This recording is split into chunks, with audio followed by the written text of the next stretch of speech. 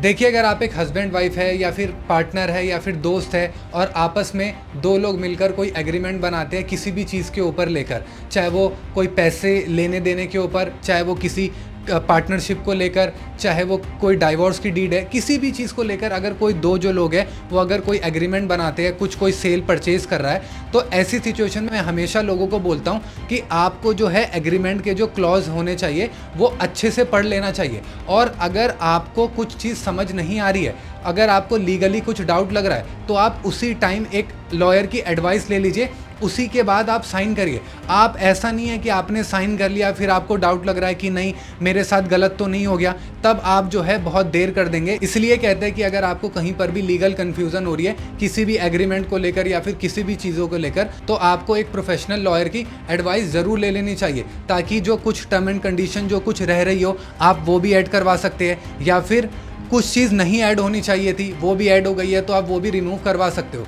Recently matrimonial dispute में मैं एक लेडी से कंसल्ट कर रहा था, मुस्लिम कपल थे, उन्होंने जो है म्यूचुअल डाइवोर्स ले लिया था। फिर जो है लड़की ने जो है वो डाइवोर्स जो भी डीड थी, जो भी टर्म एंड कंडीशन था, उस पर साइन कर दिया, लेकिन बाद में लड़की को पता चला कि कुछ चीज़ें उसमें नहीं लिखी थी। तो देखिए, ऐसी सिचुएशन में जो है आप बहुत लेट हो जाएंगे और आप फिर कुछ नहीं कर पाएंगे। इसलिए बेटर होता है कि पहले ही आप टर्म एंड कंडीशन देख लीजिए अच्छे से, एक एक लाइन को, एक एक चीज़ को तसल्ली से, पेशेंस से, सब्र करके आप अच्छे से पढ़ लीजिए। इवन अगर मैं आपको एग्रीमेंट में बताऊं, अगर आपको एक वर्ड का भी कुछ कन्फ्यूज़न होता है तब भी वो आप अच्छे से क्लियर कर लीजिए। क्योंकि देखिए, अगर आप एक बारी अगर आपने साइन कर दिया है, अगर वो नोटरी अटेस्टेड सब चीज़ हो गई है, तो फिर आपको बहुत दिक्कत आएगी। तो अगर कोई भी आप एग्रीमेंट बनाते हैं तो उससे पहले किसी भी प्रोफेशनल लॉयर की आपको एडवाइस ले लेनी चाहिए, अगर आपको कुछ भी डाउट आ रहा है।